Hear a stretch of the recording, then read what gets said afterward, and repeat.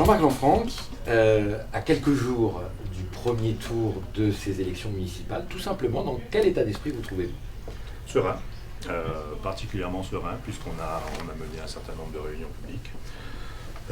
Et que je dirais que ça va crescendo, puisque systématiquement on a des retours qui sont plus que satisfaisants, des gens qui sont présents, qui nous posent des questions, qui nous encouragent. Donc oui, serein, tranquille. Quel est l'accueil d'ailleurs de ces électeurs que vous rencontrez? Parce que Corinne Front est présent en termes de militants depuis longtemps sur Ajaccio, mais ce n'est pas forcément un parti qu'on a retrouvé à toutes les élections. Quel est, en tout cas je dirais local, quel est cet accueil et est-ce qu'il y a de la curiosité? Alors, Corinne Front est récent, puisque ça ne date que des territoriales, même si c'est le prolongement, je dirais, du Rhino amélioré et enrichi. Alors l'accueil, effectivement, à la base, c'est vrai qu'il devait peut-être y avoir un petit peu de curiosité, au moins en tous les cas lors des premières réunions publiques.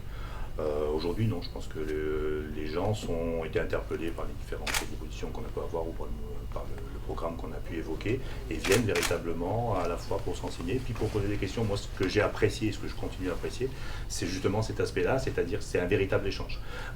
Je ne cache pas qu'au travers de certaines réunions, on a enrichi notre propre programme avec des propositions qui ont pu être faites à un moment ou à un autre par des gens dans le cadre des réunions. Quelle est la question qu'on vous pose le plus souvent? Elle est classique, malheureusement, pourtant j'y ai répondu plusieurs fois, c'est est-ce que vous ferez l'union au second tour? La réponse est toujours la même, c'est non. Mais effectivement, ce qui est logique quelque part, parce qu'à partir du moment où on se positionne d'une certaine manière et où on critique et on ne s'en prive pas un certain nombre de choses, ça paraît normal de savoir si on va être cohérent jusqu'au bout. Donc ça me paraît normal qu'on pose la question. Justement, alors on va y venir peut-être un peu plus tard, mais le corpus idéologique dans la famille nationaliste de Corinne Front est assez identifié, particulier. Qu'est-ce qui le distingue des autres courants politiques? Alors on est clairement identifié, je ne sais pas si ça veut dire encore quelque chose, comme étant un parti nationaliste de gauche, entre guillemets. En tous les cas social, ça c'est clair.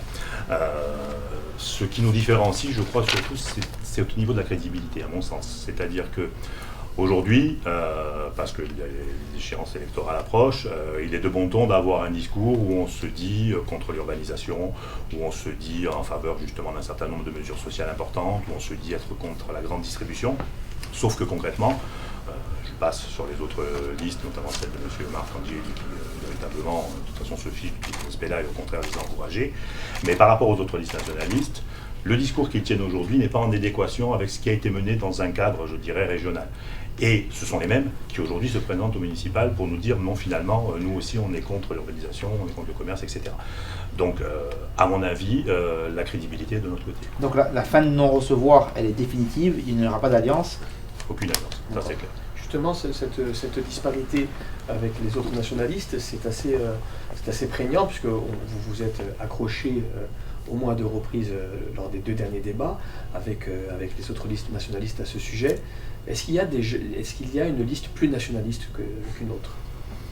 J'ai dit moi que pour moi celle de M. Minicogne ne l'était pas, qu'il y a des nationalistes sur sa liste, ça c'est clair, et je pense qu'il l'a dit lui aussi de toute façon, que c'est une liste à vocation à réunir de façon plus générale. Ensuite, celle de M. Cazac est évidemment une liste nationaliste, mais avec des aspirations qui ne sont pas les nôtres de toute façon, dans la façon. Alors c'est clair que oui, aujourd'hui, quand on l'écoute, on a l'impression finalement qu'il récite notre programme. Mais en tous les cas, en amont, et je prendrai un exemple concret si vous le voulez, mais en amont, moi je pars du principe qu'on n'est pas en adéquation avec ce qu'on soutient aujourd'hui du côté de la liste de Berriacho. Est-ce que... Oui, pardon. Allez-y. Est-ce qu'au-delà, il n'y a pas un problème avec le mot nationaliste depuis l'avènement des nationalistes au pouvoir en 2015? Est-ce que justement, au-delà, il n'y a pas une dilution? À mon sens, oui. À mon sens, aujourd'hui, dans nationaliste, on met les autonomistes et les indépendantistes. Ça a été un peu le sens justement de la réflexion de l'autre jour au débat, puisque vous faisiez référence.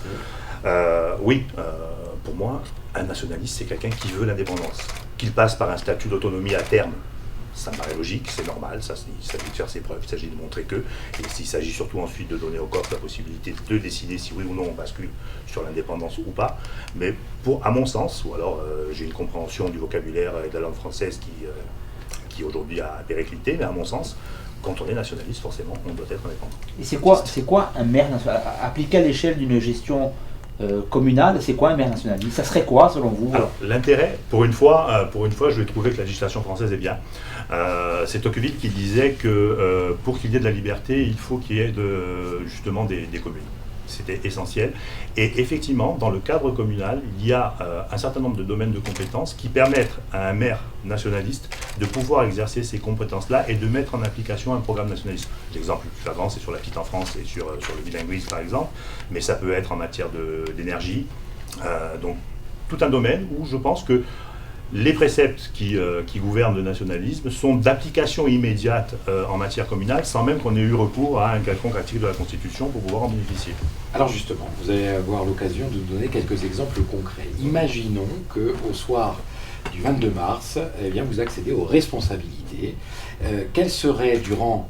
On donne souvent l'exemple des 100 premiers jours parce que c'est ceux qui donnent un peu cette tonalité de ce que va être la mandature. Quelles seraient en tout cas les décisions que vous prendriez en priorité, les dossiers sur lesquels vous vous positionnez de façon très concrète? Et au titre de la crédibilisation. D'accord. 3, très concrètement. Un qui est dans l'extrême urgence, c'est celui des déchets à Saint-Antoine, ça c'est évident. Parce que là on est en face d'un problème sanitaire clair. Hier soir nous sommes montés d'ailleurs au soutien, on était les seuls. On est montés au soutien du collectif lorsqu'ils ont fermé. Là, malheureusement, les pouvoirs du maire sont peut-être pas forcément énormes, mais en tous les cas, il est clair que je ferai le siège du bureau du préfet jusqu'à ce qu'il trouve une solution et une solution rapide. Ça, c'est, je dirais, dans l'immédiateté, ça ne serait même pas dans les 100 jours, ça serait dans les 2 jours qui suivraient. Par contre, ensuite, dans ces fameux 100 jours, si ce ne sont pas ceux de Napoléon, dans ces fameux 100 jours, moi je vois 2 éléments cruciaux et importants à mener. Un, en matière sociale, ça c'est évident, c'est-à-dire que la première des choses que je demanderais, c'est à ce que l'on m'amène l'ensemble des dossiers actuellement en cours sur les logements sociaux et j'y ferai un tri, un ménage immédiat, à savoir qui mérite d'en bénéficier ou pas, qui attend depuis des années.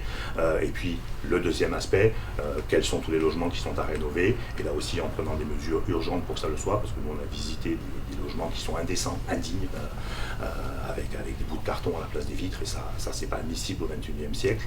Et puis le deuxième aspect qui est en relation avec celui-ci, et également en relation avec un certain nombre de points que l'on a dans le cadre du programme, ce serait par rapport au permis de construire. Là aussi je les voudrais tous immédiatement sur mon bureau, pour voir lesquels doivent véritablement franchir le cap, étant précisé que je serai particulièrement rigide à ce niveau-là, parce que, vous savez, hein, on considère que...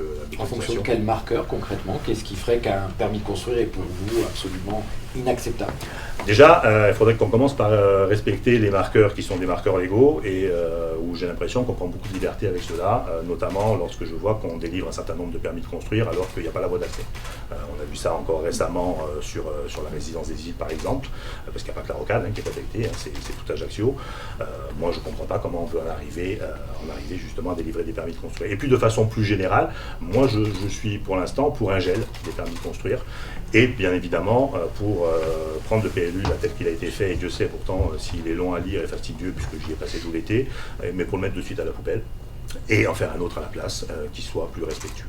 Sur le logement social, vous maintiendriez la gestion du parc locatif dans le giron de la CAPA, qui actuellement gère y compris les logements sociaux de Porto-Vecchio, ou pour un parti politique anti-centralisateur, vous rendriez la gestion du parc dans le à la collectivité. Dans le cadre général de Corinne Front, effectivement, ce n'était pas notre souhait que ça reste à ce niveau-là. Pour autant, aujourd'hui, il faut quand même gérer l'urgence et l'immédiateté. Donc c'est clair qu'avant d'envisager un quelconque transfert sur les logements sociaux, pour l'instant, ne serait-ce que pour faire le ménage déjà, au moins, c'est clair qu'on le maintiendrait, oui. Ensuite, c'est pour ça que je disais c'est en lien, c'est qu'entre ce problème donc, de permis de construire et de logements sociaux, on a dans le cadre du programme, nous, la volonté de développer l'accession à 1 euro. Ça ferait partie, puisqu'on a déjà travaillé en amont à ce niveau-là, ça ferait partie également des choses que nous mettrions en place très très rapidement, puisqu'en fait, il s'agit de savoir dans le domaine privé de la commune quelles sont les habitations ou quels sont les bâtiments qui pourraient permettre ce type d'accession, qui se fait déjà à Roubaix depuis 2017, on n'invente rien, on a juste trouvé cette idée excellente et on veut la mettre en application pour rapidement aussi là pouvoir dès le départ initier des dossiers pour que des personnes rapidement, des primo-accédants, évidemment résidents locaux, puissent bénéficier de cette mesure. Vous avez étudié la faisabilité de cette mesure, notamment en termes comptables et financiers? Oui, nous l'avons étudié. Alors en fait, on ne peut pas dire qu'elle soit coûteuse, loin de là. C'est pour ça d'ailleurs que Roubaix est une ville particulièrement riche et ça a commencé à Liverpool, qui ne l'est pas non plus. Hein. Ce sont des villes qui ont quand même un certain nombre de problèmes. En fait, si vous voulez, ce qui est relativement simple, c'est qu'en fait, nous avons commencé par le basique, c'est-à-dire nous avons été voir quel était le domaine privé de la commune. C'est-à-dire tout simplement, on s'est rendu auprès des services du cadastre et on a récupéré l'ensemble des éléments à ce niveau-là. Et Dieu sait s'il y en a du bâti et du non bâti. Ensuite, dans un deuxième temps, en fait, le système fonctionne pourquoi ? Parce qu'il ne demande pas grand-chose en matière de coûts aux personnes qui seraient des primo-accédants. Pour une raison toute simple, c'est que vous avez aujourd'hui un financement, enfin un subventionnement qui se fait à hauteur de plus de 60%, à la fois par l'Europe et par l'ANAFA, par l'État, et également, si elle le souhaite, mais ça, je ne sais pas si elle le fera, mais j'espère qu'elle le souhaiterait, également par la CDC. Ce qui veut dire en fait qu'une personne, pour prendre un exemple basique, qui aujourd'hui achèterait une commune, sur la commune d'Ajaccio, achèterait donc un bien, que ce soit des biens qui sont en ruine ou en déshérence, à hauteur par exemple de 100 000 euros, concrètement, il ne lui coûterait que 40 000 euros. Donc 40 000 euros aujourd'hui, ça reste un prêt accessible à un jeune couple ajaccien qui voudrait s'installer. Par contre, le même couple ajaccien qui voudrait pouvoir s'installer de cette façon-là ne le pourrait pas aujourd'hui au vu des prix du marché. La seule obligation qu'a ce couple, c'est de faire de la rénovation. Et la rénovation, c'est justement ce qui prend en charge dans le cadre de ces 60%. Donc pour moi, c'est quelque chose de très simple qu'on peut mettre en application très rapidement. Donc là, vous parlez de soigner, puisque les logements sociaux... Alors là, c'est au-delà même que des logements sociaux, puisque le critère, c'est l'accession sociale. Le principe, c'est l'accession sociale. Donc, ce sont des critères un petit peu plus élevés au niveau. Ce que je voulais simplement dire, c'est que là, on est sur de la guérison. Qui dit guérison dit maladie, et la cause de cette maladie, c'est la précarité. Qu'est-ce que vous préconisez sur cette précarité communale, qui n'est pas une précarité qu'on va prendre dans la municipale à l'échelle d'une, comme c'est une élection de proximité, du territoire communal? Qu'est-ce que vous préconisez sur le territoire communal durant les 6 ans de votre mandat pour essayer de réduire cette fracture, cette précarité? Déjà, si on commence par le logement, ça permettra aux gens d'avoir dignement un toit, ce qui me paraît relativement important, et ça leur permettra aussi, si on arrête cette mauvaise politique de je te donne le logement social si tu votes pour moi, ça leur permettra de retrouver quelque chose qui m'apparaît assez essentiel, c'est-à-dire de la liberté. Ensuite, ce qui est clair, c'est que j'ai vu parmi les différentes propositions qui ont été faites, celle notamment de mon confrère Casalt, là qui tire de Benoît Hamon, moi je ne l'applique pas. Je ne l'applique pas d'abord parce que, c'est de l'assistanat, à mon sens, et je ne pense pas que c'est ça dont les Ajacciens aient envie. 2, parce que je pense qu'elle peut avoir très vite un effet très pervers, surtout lorsqu'on est nationaliste, parce que j'ai vu qu'il y aurait un critère de 3 années, mais ça veut dire qu'à mon sens, au bout de 3 années, on est susceptible d'accueillir un certain nombre de personnes lambda qui viendront de l'autre côté de la Méditerranée et qui, quelque part, en grossissant le trait, vont participer à la colonisation de peuplement. Donc ça, j'en veux pas, puisqu'en fait, il n'y aura pas de critères pour venir s'installer sur la commune. Et des gens à qui on va dire à Tourcoing, venez, vous allez avoir du soleil, et en plus, on va vous donner 200 ou 300 euros au moment où vous arrivez, mais ils vont en courir. Et puis, surtout, je ne pense pas que ce soit véritablement une solution pérenne. Je pense que ça ne peut passer que par la multiplication, alors c'est vrai qu'à l'échelle de la commune, c'est pas Pôle emploi, mais qu'à l'échelle de la commune, ça ne peut passer que par les multiplications de la création de nouveaux emplois de service. J'en vois un certain nombre, dans le domaine de l'aide sociale essentiellement, beaucoup, notamment par rapport à l'accompagnement. Par exemple, le budget du CIS, pour moi, il doit être largement augmenté, et dans ce cadre-là, on doit recruter pour rompre l'isolement, notamment par rapport aux personnes âgées. Notamment. Également, dans le cadre de services, je dirais cette fois-ci de façon plus globale et plus générale, c'est-à-dire au niveau de la mobilité. Alors certes, ce ne sont pas des emplois mirifiques, malheureusement, on n'est pas une grande société susceptible de créer ce genre de choses, mais suffisamment quand même d'emplois qui peuvent être même des emplois d'appoint, y compris pour les retraités. Par exemple, ça se fait dans certaines villes françaises. On propose aux retraités de faire notamment de la cuisine, on met à disposition, et ça leur donne un complément de revenus à partir du moment où ensuite cette cuisine est dispensée soit dans les cantines, soit... Et puis, il y en a d'autres, qu'à mon sens, on doit pouvoir aider aussi, parce que je crois qu'au niveau de suicide en France, c'est bien plus important que au niveau des décès que le coronavirus aujourd'hui, ce sont les agriculteurs. Et là, par contre, on a des dispositions légales qu'on ne met pas en application et qui sont très simples. Il y a une loi de 2014 sur l'agriculture et la forêt qui permet de fonctionner entre la commune et les agriculteurs, et notamment les agriculteurs qui viendraient s'installer en régie, et qui permet en fait d'avoir un circuit court, donc avec en plus des produits qui seront des produits naturels et bio, et avec pour les agriculteurs même plus la peine de rechercher véritablement un marché, puisque son premier client, je dirais, ce sera la commune par le biais des différentes cantines, etc. Donc je pense qu'il y a un certain nombre d'aides comme ça ponctuelles qu'on peut apporter. Certes, on n'a pas résorbé le chômage, c'est évident, mais un certain nombre d'aides importantes. Et puis il y en a d'autres à côté desquelles on est passé, et qui va paraître assez dramatique, c'est la loi de finances de 2020. Dans le cadre de cette loi de finances, Ajaccio est une des villes qui a signé l'ORT en 2018 et qui donc peut en bénéficier. Il est prévu des exonérations fiscales pour les commerçants.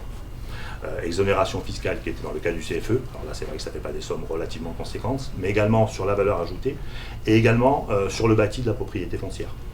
Dans ces 3 domaines-là, donc il y avait possibilité d'exonération fiscale, il y avait 2 conditions. La première, c'était que la CDC vote une délibération avant le 20 janvier qui entérine justement et qui mette en application cette disposition dans la finance. Ça n'a pas été fait. Ça a été oublié, j'en sais rien, ça n'a pas été vu, en tous les cas ça n'a pas été fait. La deuxième, c'était que la mairie joue son rôle et rappelle justement à la CDC qu'il y avait cette formalité à accomplir. Ça n'a pas été fait non plus. Voilà. Là on passe à côté. Alors fort heureusement, c'est une disposition qui est valable jusqu'à 2022, ce qui veut dire qu'on pourra rattraper pour l'année prochaine et pour l'année d'après.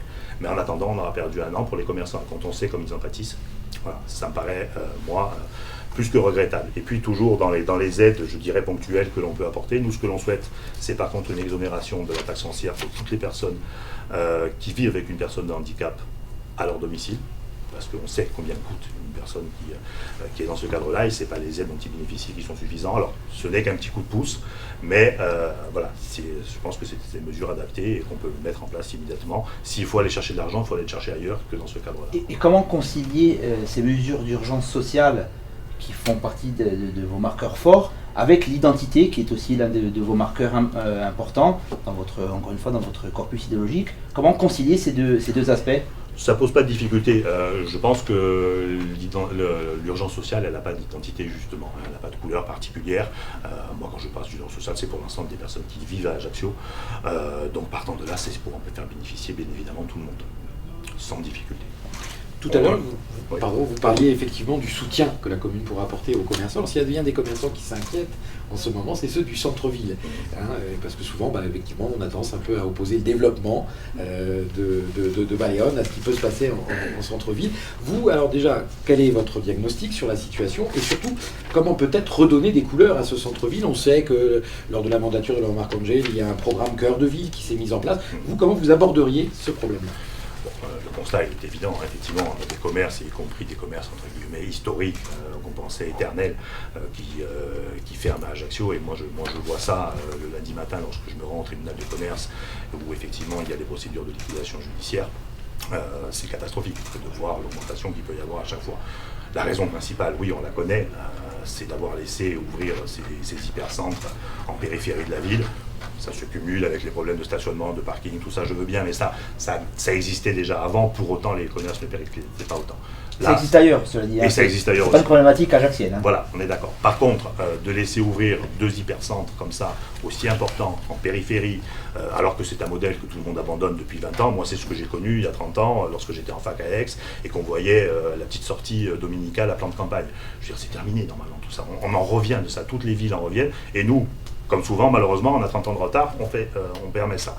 Alors il y avait déjà un moyen, et là j'avoue que j'en veux effectivement au maire d'Ajaccio de ne pas l'avoir fait, c'est qu'il y a une commission qui existe, dans laquelle on peut siéger, et que dans le cadre de cette commission, qui était à l'époque une commission départementale et qui est intercommunale aujourd'hui, on peut exercer son droit de veto, en tous les cas peser de tout son poids pour faire en sorte que tous ces commerces ne se développent pas, tous ces hypercentres ne se développent pas. Alors c'est trop facile aujourd'hui du côté de la mandature actuelle que venir de dire « Ah mais c'est pas sur ma commune, c'est sur Baléone ». Ça ne berne personne, ce n'est pas la réalité juridique. Véritablement, s'il avait voulu intervenir, il aurait pu intervenir. Oui, mais il n'avait pas de droit de veto. Il n'avait pas de droit de veto, mais il avait il n'aurait rien changé si ce n'est philosophiquement, il n'aurait rien changé au développement. Je pense qu'il aurait pu essayer de convaincre quand même les autres maires, hormis bien sûr celui de Baléone, Baléone, de lapsus c'est révélateur, celui de Sarre, là, qui avait peut-être tout intérêt, mais il aurait pu convaincre néanmoins les autres maires que de voter contre, à mon sens, plutôt que de se laisser développer. Je vais prendre un exemple concret. Malheureusement, on n'existait pas encore au moment où ça a été fait, mais par contre, à Bigouille, c'est ce qui devait être fait également. Corinne Front est montée au créneau. Je ne dis pas que c'est que grâce à nous. En attendant, on est monté au créneau. Et ce qui devait se faire à ce moment-là ne s'est pas fait. Parce qu'il y a eu une interpellation à la fois, je dirais, de la population, mais surtout des élus qui ont été mis devant leurs responsabilités en leur disant, attention, si vous décidez de laisser créer, les conséquences, c'est vous qui allez les payer et c'est vous qui allez en pâtir. Et en tous les cas, vous serez responsable devant vos électeurs, ce que l'on sait malheureusement n'aime pas les élus. Et ça a marché. Peut-être qu'il y aura un nouveau projet, mais on sera de nouveau là pour faire en sorte effectivement que ça échoue. Et là, malheureusement, sur Ajaccio, c'était trop tard parce que ça a été voté avant même que l'on existe, mais il n'empêche qu'il y avait une possibilité, à mon sens, pour le maire d'Ajaccio d'agir, en tous les cas au moins d'essayer, et il ne l'a même pas fait, pour que justement ces 10 personnes ne se créent pas. Donc aujourd'hui il faut faire quoi? Ça va paraître utopique ce que je veux dire, mais il faut leur faire concurrence. Je parlais de circuit court tout à l'heure en disant on fait profiter les agriculteurs et on fait en sorte que ceux-ci, dans ce cadre-là, puissent justement avoir directement des clients privilégiés, y compris des clients privés, ça ne veut pas dire que ce serait que pour la mairie, mais il faut privilégier toutes ces mesures-là. S'il faut remettre en place des Oldigos, c'est bien, pourquoi pas, faisons-le, mais en tous les cas, il faut créer autant, je dirais, de barrières possibles pour qu'on arrive à faire en sorte que le commerce de proximité ne périclite pas. Moi, quand je vois ce qui se passe aujourd'hui, j'ai l'impression de relire, c'est un de mes auteurs favoris, donc je le cite à dessein, j'ai l'impression de relire Au bonheur des dames d'Émile Zola. C'est un peu ça finalement, ce qui est en train de se passer à Ajaccio aujourd'hui, ces grands centres, et puis à côté, ces pauvres petits, alors à l'époque c'était des merceries ou ce genre de choses, et au fur et à mesure qui allaient à la ruine et qui finissaient souvent même par se suicider. Je pense qu'il y a un moment où il faut mettre un terme, et on le revit presque 200 ans après. Donc, Vas-y, je t'en prie. Ce rapt foncier, rapt entre guillemets, périphérique, vous le reliez clairement, pour ceux qui le soutiennent, à des intérêts plus personnels, en d'autres termes, à une certaine mafia foncière? Je ne vais pas faire de langue de bois à ce niveau-là, oui c'est clair qu'il y a de la spéculation. À mon avis, elle est à deux niveaux. Il y a une spéculation, entre guillemets, je dirais basique et pas forcément délictueuse, c'est-à-dire simplement des personnes qui profitent, notamment des différentes lois en matière fiscale favorables, et qui profitent tout simplement parce qu'elles ont la capacité d'acheter, je parle des continentaux essentiellement, voire éventuellement d'Allemands ou de Suisses, mais enfin essentiellement de continentaux, elles ont la capacité d'acheter, donc elles profitent, et ce sont les clients privilégiés. Ça, c'est cette spéculation-là. Mais celle-ci aussi, je pense qu'on peut essayer d'y mettre un terme. Et puis après, il y a la spéculation machine à laver, très clairement, oui. Ça, j'ai aucun doute à ce niveau-là sur le fait que si on a autant fait pousser d'immeubles, c'est parce que ça favorise certains, ça c'est évident. Vous parlez de concurrence, de volonté de concurrencer ces grands groupes industriels à la périphérie de la ville. Il faut développer le commerce en centre-ville, mais une fois que le commerce est développé, il faut y acheminer les potentiels clients. Comment fait-on aujourd'hui dans une ville immobilisée par le trafic et par le manque de stationnement selon certains candidats? D'accord. D'abord, effectivement, recréer donc un bassin de population, c'est pour ça que je parlais des immeubles à rénover où des gens pourraient retourner vivre en ville et non pas être obligés de s'exiler en périphérie, ce qui déjà créerait, qui dit bassin de population supplémentaire, dit clients potentiels supplémentaires. Et puis ensuite, pour ce qui concerne l'accessibilité à la ville, alors moi je ne vais pas multiplier les parkings, ça c'est clair, créer 5-6 parkings, pour moi un parking de toute façon c'est un aspirateur à véhicules, donc à partir du moment où vous créez des parkings en centre-ville, de toute façon il faut que les véhicules aillent jusqu'au centre-ville pour aller dans le parking. Surenchère d'ailleurs dans ce domaine-là, on voit que maintenant les programmes comprennent quasiment tous. Parce que je pense que ça a été pris au premier degré. C'est vrai que quand vous écoutez les gens et que vous discutez avec eux, ils vous disent il y a un problème de circulation, il faut des parkings. Et quel que soit le quartier dans lequel vous vous trouvez, vous allez entendre ce raisonnement-là. Donc, raisonnement basique du candidat lambda au niveau premier degré, puisque vous voulez des parkings, je vous en fais. Voilà. Je ne pense pas que ce soit comme ça qu'il faille raisonner. Je ne dis pas qu'il ne faut pas un grand parking au niveau de la ville, ça c'est évident, il en faut un parce qu'il y en avait un, il a disparu pour des raisons que l'on sait. Bon, il en faut un, ça c'est sûr. Mais c'est tout, ça s'arrête là pour moi. Ce grand parking en question, à notre sens, on le créerait dans le prolongement du Marounage, puisque dans notre volonté, on déplace l'arrivée des bateaux en fond de baie, et par contre, en parallèle, on fait poursuivre le tram-train jusqu'au port. Voilà. Ce que je pense qu'il faut privilégier, ce sont justement toutes ces mesures alternatives à la voiture. Alors, ça passe effectivement par le tram-train, ça passe par les pistes cyclables, même si je sais que les Ajacciens, pour l'instant, on ne peut pas dire qu'ils soient véritablement en avance, et je sais qu'on n'est pas des Hollandais, donc bon, ça prendra du temps, mais pourquoi pas. Et puis, ça passe aussi, nous, on a proposé, c'est une des rares propositions, j'ai vu, qui n'a pas été clairement pompé par d'autres, c'est le fait de créer une navette maritime qui partirait des îles Sanguinaires ou inverse et qui irait jusqu'à l'aéroport. De toute façon, elle irait dans les deux sens, avec un certain nombre d'arrêts comme le ferait une ligne de bus. J'y vois un intérêt, d'abord, ça a été fait sur la base de Portich, ça fonctionne très très bien. Et puis j'y vois un autre intérêt, c'est que ça permettrait à beaucoup de quartiers qui sont censés être au bord de mer, finalement, d'y accéder véritablement. Si on regarde les Salines, si on regarde des Cannes, et même si on regarde Saint-Jean, aujourd'hui, la personne qui voudrait aller simplement au bord de mer à ce niveau-là, sauf à être un toréador et sauf à avoir envie de se faire écraser 6 fois, de toute façon, elle ne peut pas. Donc il faudrait créer les structures adéquates, mais en même temps, ça relierait systématiquement les différents quartiers à la mer. Et puis, par ce biais-là, au moins, on est sûr que de toute manière, il n'y aura pas d'embouteillage. Si moi, j'habite aux Salines, et que j'ai décidé d'aller sur la place du Diamant et que je sais qu'en 10 minutes de navette maritime, je vais juste prendre un peu d'embrun et pas de circulation, je pense que j'allais vous dire, vous allez peut-être avoir un problème de conditions météo. Alors peut-être qu'effectivement ça ne marchera pas toute l'année, c'est clair que peut-être il y a des périodes où il faudra dire le bateau reste à quai. Mais bon, s'il y a 8 mois dans l'année où ça fonctionne, c'est déjà pas mal et ça nous engagera pas mal. Ensuite, bien sûr, il faut repenser les bus, ça c'est évident, je pense que c'est une évidence pour tout le monde, là ils sont surdimensionnés. Le modèle de la gestion des bus sur le modèle de la SPL par exemple, c'est quelque chose sur lequel vous reviendriez? Moi je souhaiterais que ce soit effectivement quelque chose qui se fasse en régie, ça c'est clair. Moi de toute manière, de façon générale, et j'ai entendu des aberrations l'autre jour dans le débat, notamment lorsqu'on a parlé de la Citadelle, moi du privé, dans ce genre d'activité, j'en veux pas. Là aussi, on sait que c'est très vite la porte ouverte à beaucoup de choses. Donc non. Par contre, en régie certes, mais ensuite effectivement un fonctionnement mieux pensé, parce que là on a des bus qui sont des mastodontes, qui à part occuper du terrain ne font rien avec la pollution, donc plus petits, par contre plus fréquents. Donc de nouveaux financements, donc des investissements. Forcément, mais il y a un moment où si finalement on ne dépense pas 30 millions pour faire un téléphérique et qu'on en met 5 dans la création de nouvelles lignes de bus, je dirais plus modernes, plus adaptées et qui permettent aux gens de circuler dans Ajaccio, c'est sûr qu'aujourd'hui quelqu'un qui a envie d'aller travailler, il ne va pas dire je vais prendre le bus, il ne sait pas s'il va arriver à l'heure, il ne sait pas s'il va arriver clairement, donc il ne prendra pas ce risque-là. Si aujourd'hui on se retrouve avec des horaires qui sont des horaires réguliers, des fréquences qui sont là aussi plus adaptées, et puis aussi je dirais des navettes interquartiers, parce que déjà, par exemple, je pense à Mezzaville, il s'est tellement étendu aujourd'hui, Mezzaville, qu'il faudrait qu'il y ait des navettes simplement pour aller dans Mezzaville, voilà, circuler dans Mezzaville. Vous considérez le mot privé comme un gros mot. Est-ce qu'à l'heure où les dotations publiques se réduisent et sont en chute libre, là pour le coup, reculent très fortement, pour aider au développement notamment de la Citadelle, est-ce que le partenariat avec le privé ne serait pas une solution avec évidemment des proportions qui sont contrôlées pour tout simplement pouvoir apporter, pouvoir aider à mener à bien un projet aussi important que celui de la Citadelle? Et sans démagogie, a-t-on les moyens, le public a-t-il les moyens de gérer un joyau comme la Citadelle? Alors pour la Citadelle, oui, clairement.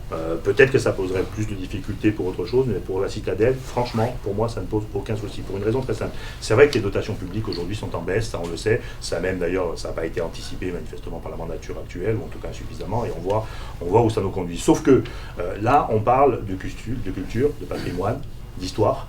Et que par chance, quand elle fait des choses bien, il faut le reconnaître, par chance, à ce niveau-là, la France est encore un pays où on privilégie cet aspect-là. Ce qui veut dire que par le biais, que ce soit des fondations, ou que ce soit par le biais des différents ministères aujourd'hui, des organismes qui sont affiliés à ce ministère, sans parler de l'Europe, qui en plus là est susceptible de fournir un apport particulièrement conséquent en matière subventionnelle, je pense qu'on peut arriver sans avoir besoin... J'ai parlé l'autre jour en débat de loup dans la bergerie, mais je pense que c'est l'image qui correspond, sans avoir besoin véritablement de faire appel au privé. L'appel au privé, ça veut dire pour moi, à ce sens-là, des concessions. Ça veut dire que de la culture, on va passer à de la grande restauration. Peut-être qu'on n'en arrivera plus au fameux grand hôtel de Sarkozy ou à El Khelaïfi, comme on a pu en entendre parler à un moment donné, mais au lieu d'avoir peut-être 5 étoiles, il n'en aura plus que 4, et de toute façon, ça ne profitera pas aux Ajacciens. Moi, je ne veux pas que la Citadelle, ça devienne un endroit où Ajaccio, les Ajacciens regarderont passer les belles voitures de luxe qui iront s'y garer sans en profiter. Mais est-ce qu'on ne touche pas là à une des contradictions de votre famille politique, à savoir dans le développement de la Citadelle, être à la fois contre les fonds privés et contre les aides d'État, vous qui êtes un parti indépendantiste, est-ce qu'on ne touche pas là à une double contradiction? Non, il y aurait contradiction si véritablement on n'était pas... Parce que c'est souvent quelque chose qu'on nous reprochait, votre réflexion me fait penser à ce que disaient souvent les grands-parents quand on disait comment tu peux être nationaliste alors que tu es fonctionnaire. Oui, mais en contrepartie, je fournis quelque chose, et en contrepartie, je paye mes impôts. Là, c'est un petit peu le même raisonnement, je dirais à plus grande échelle, mais c'est le même raisonnement, à mon sens, en tous les cas. Donc pour moi, j'y vois pas de contradiction, et puis ça irait au-delà de la France, ça irait également sur un financement européen. Donc ça ne me gêne pas. Ce qui me gêne, moi, toujours, effectivement, dans cet aspect privé, c'est que c'est véritablement, je crois, surtout à notre échelle aujourd'hui, il y a eu des débats sur mafia ou pas mafia, peu importe comment on l'appelle, ou sur les dérives mafieuses. Mais aujourd'hui, laisser la porte ouverte au privé, c'est offrir les clés de la Citadelle à des groupes que moi j'ai pas envie de voir gérer Ajaccio au lieu et place du maire de la commune. Alors, on est à quelques jours du premier tour, un premier tour qui est largement parasité par le coronavirus qui est arrivé en Corse. Depuis aujourd'hui, on parle beaucoup d'annulation de meeting, une réunion en préfecture. Vendredi donc. Aujourd'hui vendredi. Il y a cet après-midi tout à l'heure une réunion autour du maire d'Ajaccio apparemment de tous les candidats pour prendre un communiqué commun visant à annuler les meetings. Quelle est votre position sur cette annulation de meeting à deux niveaux? Un, est-ce que c'était nécessaire? Deuxième niveau, est-ce que ça peut changer la donne? Nécessaire, à mon sens, non. Moi, je crois qu'aujourd'hui, venir dire aux Ajacciens, on va annuler les meetings, et donc si on parle des meetings, je pense qu'on va annuler plein d'autres choses, pas que ça. Donc, toute manifestation moyennement importante sur Ajaccio. Je précise que le préfet était pour les maintenir, hein, lui, en revanche.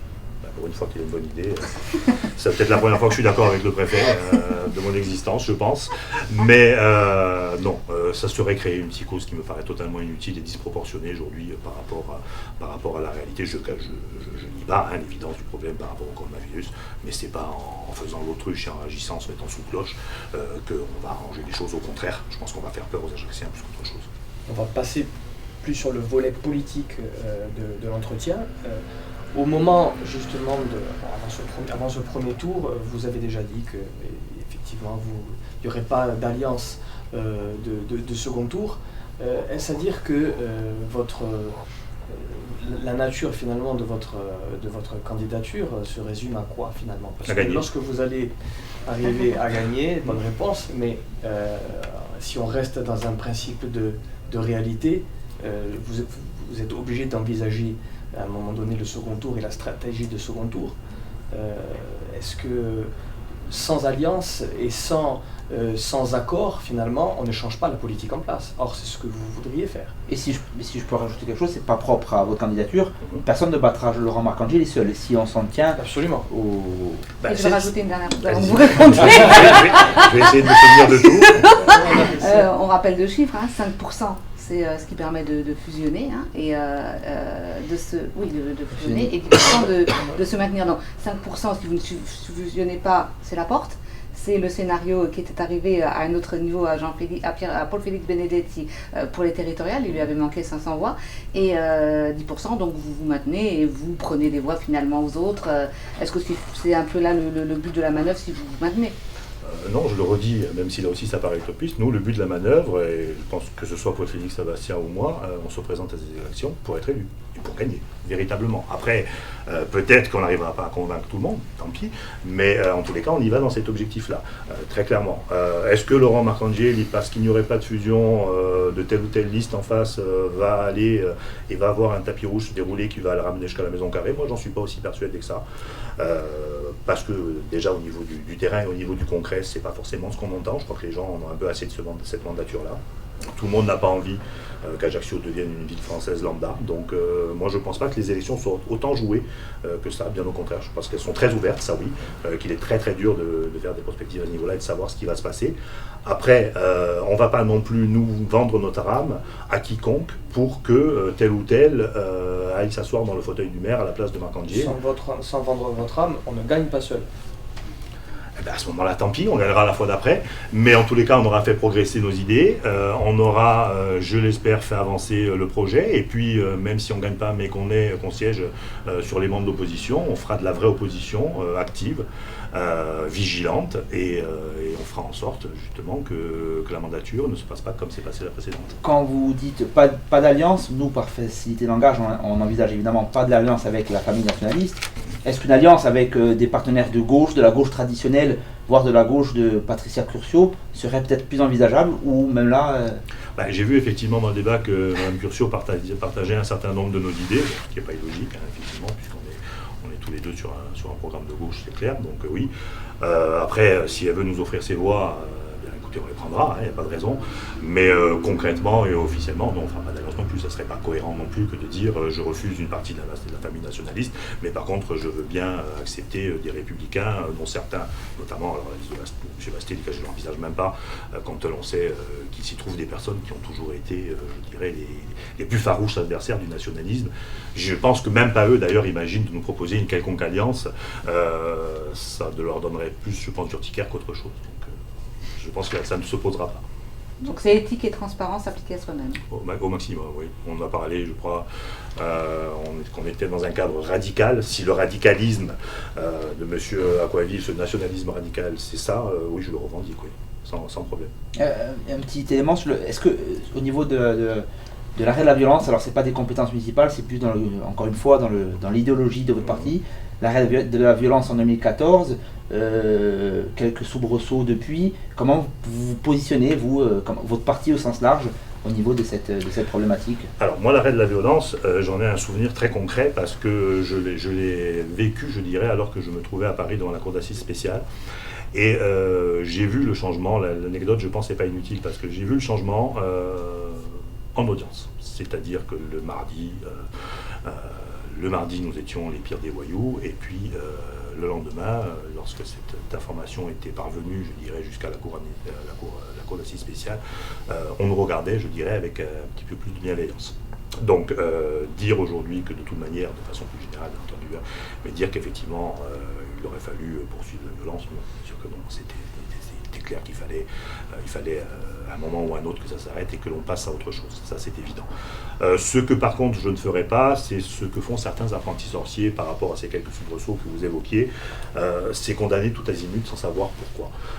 D'abord, on ne sait pas d'où elle vient cette violence, ça ne serait pas la première fois qu'on a droit à de la provocation, on peut appeler ça comme on veut, hein, des barbouzes ou autre chose, mais qu'on peut avoir droit à de la provocation, et si tant est que ce ne soit pas ça, quand bien même ça viendrait, je dirais, de personnes qui aujourd'hui n'y verraient plus que cette solution-là, je pense qu'à ce moment-là, c'est à nous que ça met un coup de pied aux fesses, c'est-à-dire c'est à nous que ça doit interpeller.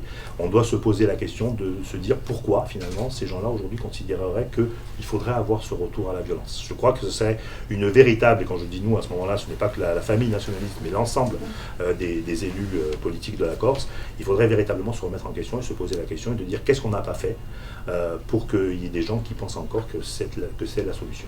Est-ce que la question, c'est pas qu'est-ce qu'il faudrait faire depuis que la violence est arrêtée pour se faire entendre de l'État, puisque de toute façon, avant, avec les bombes, on se faisait quasiment plus. Il faudrait déjà changer de président de la République française, ça c'est clair, parce qu'avec celui-ci, à mon sens, on va avoir du mal à avoir une écoute quelconque, hein, plus rigide que ça paraît difficile. Après, on ne sait jamais, il est tellement versatile que peut-être qu'il changera d'avis, mais bon, pour l'instant... On sent une inflexion locale quand même au niveau de la préfecture. C'est une légère brise alors. Oui, on a remplacé. Entre deux préfets, on a quand même changé de rapport. Ben, on a eu très rapidement d'ailleurs. On a eu Madame Bonnet en jupon pendant effectivement quelques temps, ça c'est clair. Aujourd'hui, on a quelqu'un qui semble effectivement plus à l'écoute. On va lui laisser le bénéfice du doute et attendre de voir si c'est de la réalité ou ce sont des effets d'annonce. Moi, tant mieux, hein, si véritablement on se retrouve avec aujourd'hui un représentant de l'État qui est disposé à discuter, je dirais Raour. Mais bon.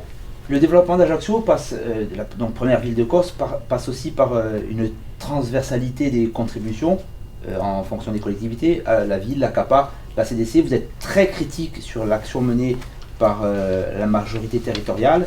Si demain vous accédez au pouvoir, comment recoller les morceaux avec cette majorité que vous ne ménagez pas dans le bien d'Ajaccio, pour le bien d'Ajaccio? Je ne sais pas si on arrivera à recoller les morceaux. En tous les cas, ce qui est clair, c'est que nous, on sera systématiquement présents, dossier en main, pour solliciter, pour expliquer pourquoi on veut telle ou telle chose. Et un peu sur l'exemple que je prenais tout à l'heure sur les grandes surfaces sur Bigoul, on les mettra devant leurs responsabilités. C'est-à-dire qu'à partir du moment où on proposera quelque chose qui paraît bénéfique à Ajaccio, quand on nous le refuse, il faudra nous expliquer pourquoi, et il faudra surtout expliquer aux gens pourquoi. Je pense que si effectivement, à ce niveau-là, et de façon plus globale, surtout que c'était soi-disant chez Agile, la fameuse maison de cristal, on avait beaucoup plus de transparence dans les négociations lorsqu'elles sont menées entre les différentes collectivités pour savoir qui refuse et pourquoi. Là aussi, sur les déchets, c'était symptomatique. l'autre jour quand on a assisté à la réunion. Peut-être qu'à ce moment-là, si on est vraiment sous le regard direct et sous le prisme direct des gens, et qui sont les électeurs des élections à venir, peut-être qu'à ce moment-là, on arrêterait un petit peu, je dirais, de jouer avec les gens et qu'on verrait des choses avancer à mon sens. Là, oui, véritablement, je crois qu'il faut de la transparence. Je prenais les exemples des déchets. Pourquoi ? Parce que lorsque ce collectif a lancé son SOS, il a appelé tout le monde. C'était véritablement, il n'y avait pas d'a priori politique pour quiconque. Donc était présent quasiment tout le monde, à la fois les candidats, mais en même temps les représentants du CIVADEC, de la CAPA, de la mairie. Je me suis tué, moi je les ai écoutés. Je les ai écoutés et je les ai vus se rejeter la faute les uns les autres pendant, voilà, comme ça.